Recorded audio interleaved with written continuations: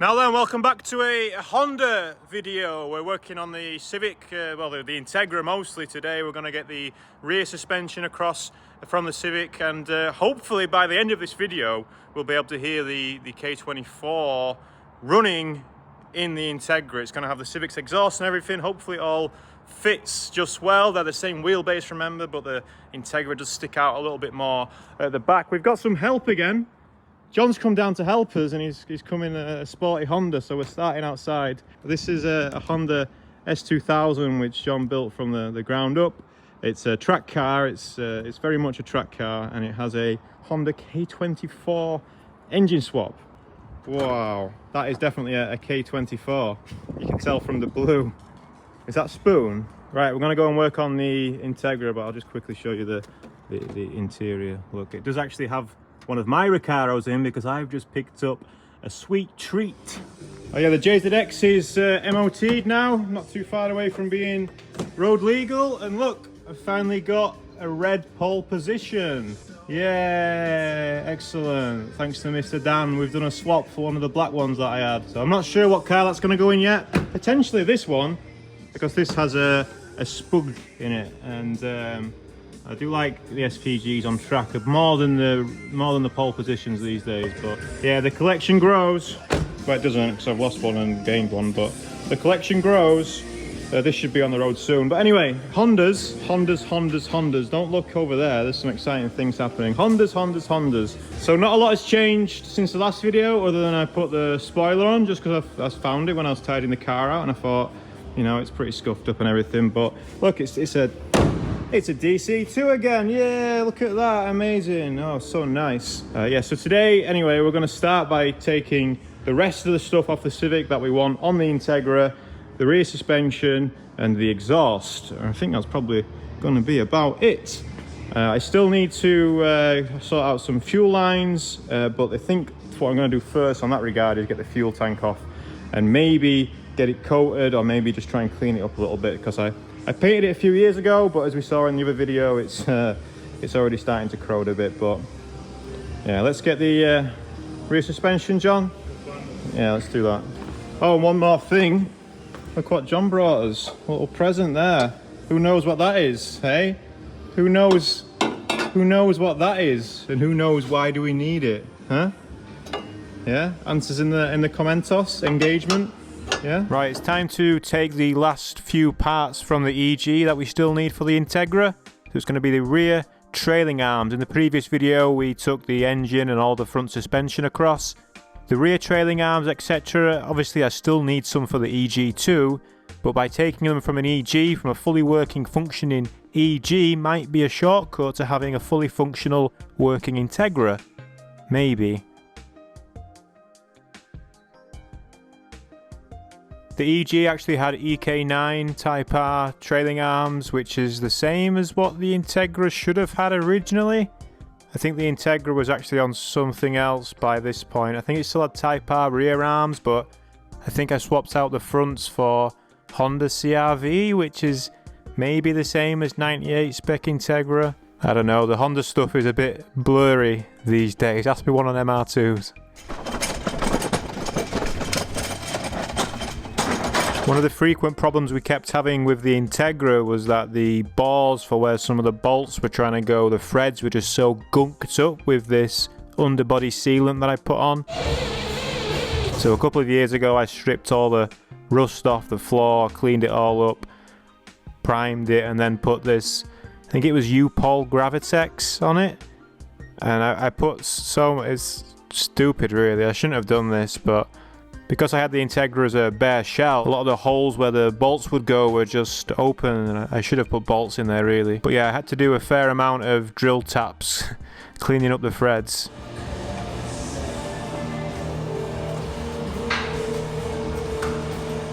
So the wheels that I'm putting on the car are some 17-inch Advan RGs that I bought quite a while ago now, but this was a wheel that I always wanted for the car back in the day. Didn't always want 17s, but I am going to try the car on 17s, I think. These aren't really optimal for the track. They're pretty heavy and kind of old and a little bit too valuable probably, but they do look cool. I'm going to take the fuel tank off now to have a look at how bad it is. You can make your own jokes here. I've actually got brand new genuine Honda straps. It was the straps that broke during the incident. But the fuel tank itself, this isn't the original one from the car, obviously. I mean, the original one actually died way before. I think I explained that in a moment, but I can't even remember where this one comes from, but I do find some suspect welding on it. I'm not sure when that happened, but yeah, we're just looking now at the fuel setup to see if we can get the car started today, if we're going to be using this fuel tank or not. Alright, something slightly interesting on the old rusty Type R. What does the R stand for, John? Rust. Correct. Fuel tank. Is that actually coming apart? I don't know. But anyway, on the Integras and the Civics and all of these, they have a little kind of captive slider washers thing there to adjust the toe from the factory. But back in the early days of me having this car, it broke, and we're talking like at least 10 years, maybe even more than 10 years ago now. And yeah, what we've just actually realised is that it's still in there. You can see it. Keep getting stuck on there. You got the magnet on the stick. We'll get there. You're gonna stop funnying about now, John, and just.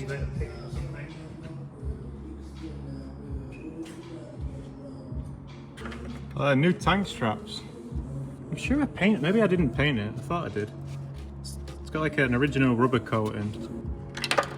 Oh, that didn't sound good. John, I'll show you the easiest way to do it. Right? You ready?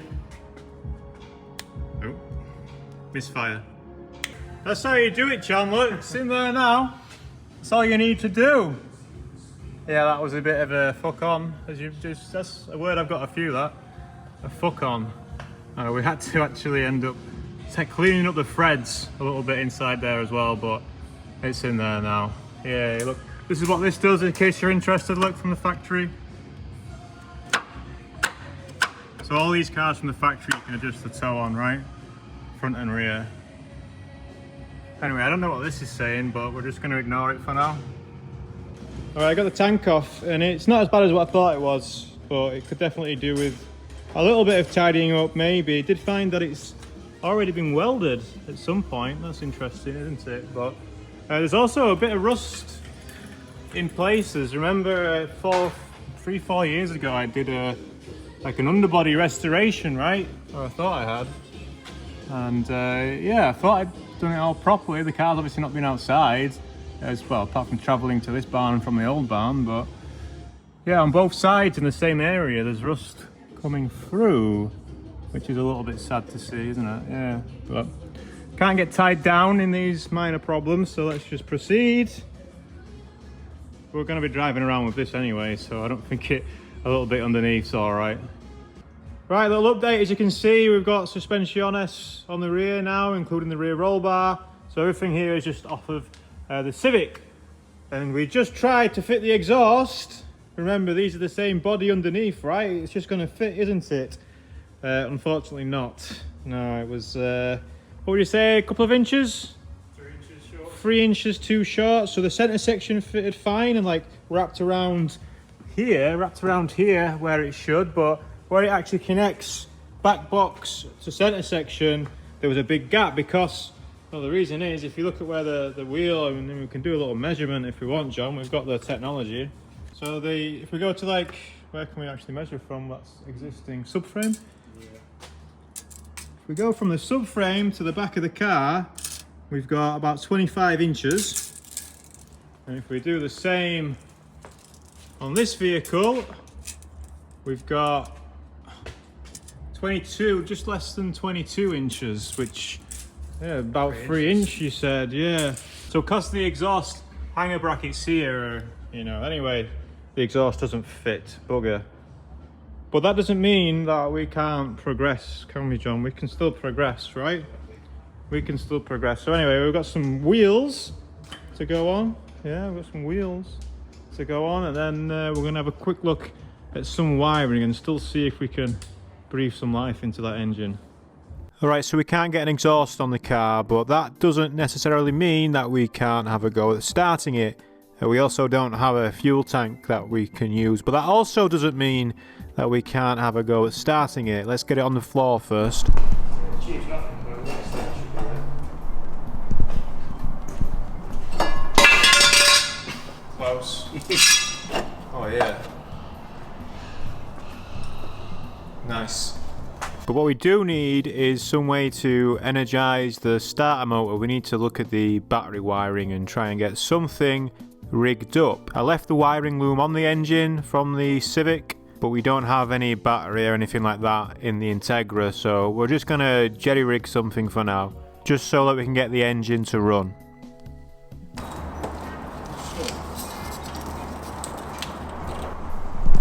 Alright, we're testing fuel setup.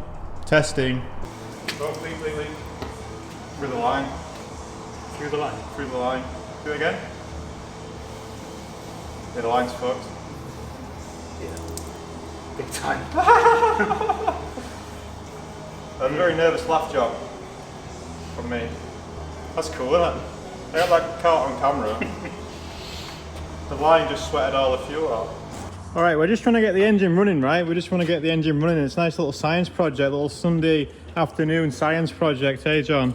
And I found this fuel hose kicking around, which used to be on the Integra, right? Used to be on the Integra, but as soon as we put any pressure through it, it just shit its pants.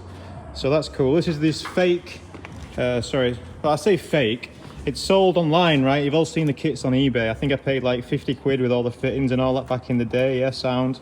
But whatever it's made out of, it just doesn't stand the test of time. So yeah, buy from reputable sellers.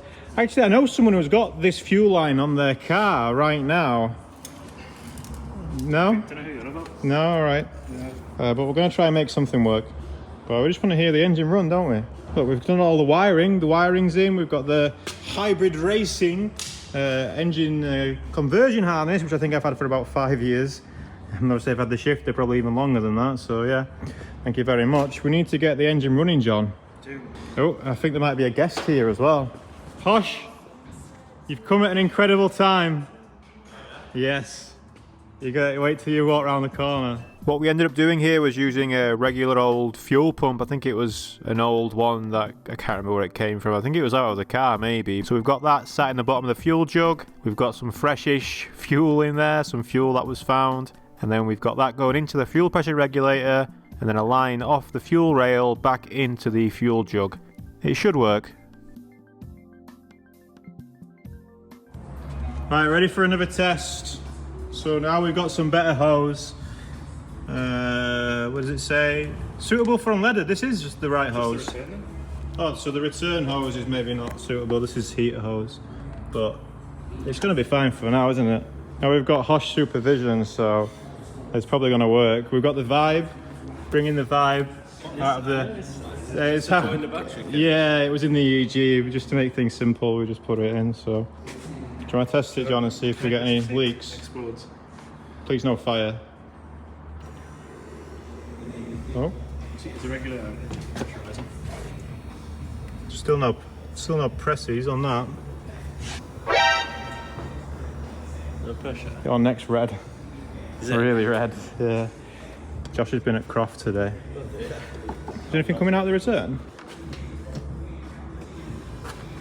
No. There's no pressure on this yet. The fuel pump doesn't look like it's doing anything. Is that battery maybe not battering? Could be a bit. Got more than me. There's no leaks at least. But there's also nothing else. Still no Did you get some pressure in the regulator the first time? No, it just burst straight away. Can you feel pressure in there? No, it's a bit stiff, isn't it? I can't really like hear fuel running or anything like you normally can. You got a different pump? Right then, the Walbro. Walbro has enough. Alright. Gonna start it then. Yeah, aviation. 50 quid. Battery on.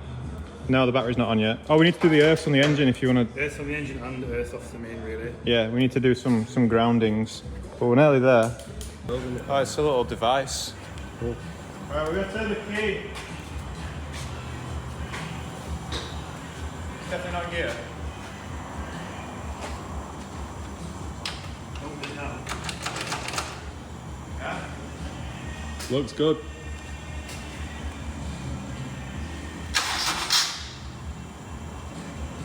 I'll do this as a test pod.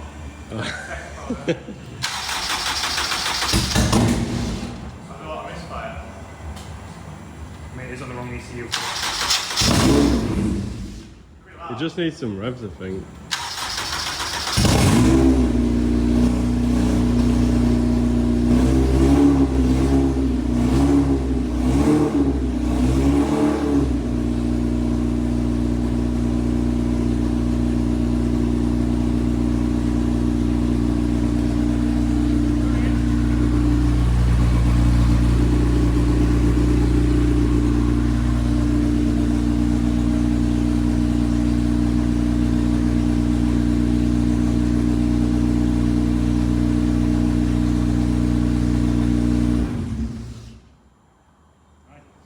Very good. Well, you can look at this two ways. You can say, well, it doesn't really count because, you know, we didn't use the right fuel setup and didn't use the right battery setup and nothing's really configured that well and la da da. Or you could say that's the first time the Integra has fired up from turning the key in over 8 years. 8 years was the last time this car had an engine running on the key. Alright, it's still pretty far away from being a motor vehicle, but you heard it, it started up.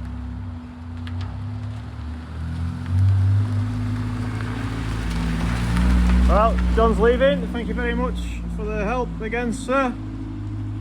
Just likes Hondas. I know a lot of you just like Hondas too. So there was a nice little video, wasn't there, with the Honda people as well, who were the special guest at the end, but the Integra runs. So that was a bit of an experiment, yeah, a little bit of an experiment. What we were trying to do is just see if the car would start, right? It's on the old ECU from the Civic, which, you know, it's kind of tuned. So yeah, that was a bit of a ghetto fuel setup, but yeah, it worked, didn't it? So what we're testing there is just because we've got loads of, I mean, this car, remember, when did I pull it apart? About 8 years ago.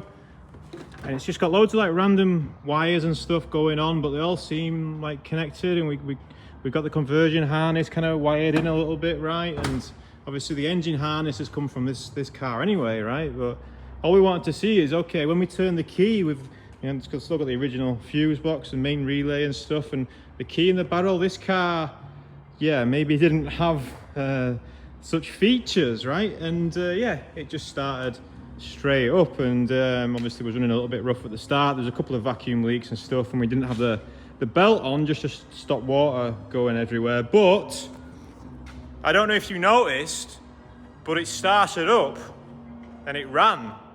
It was very loud. We need to get the exhaust sorted. But yeah, that's a pretty positive end to the day, isn't it? A pretty positive end to the video. The DC2 once again is running, and that's the first time, I think, certainly with the K24, probably the first time for about 8 years that the car started up and ran from the key. Thanks for watching. Obviously still got lots and lots of work to do, but that's pretty good, right? Like and subscribe. Drop a comment down below. I'll see you in a future video. I'm back working on this now. Well, I've got a few plates spinning. We're spinning the plates.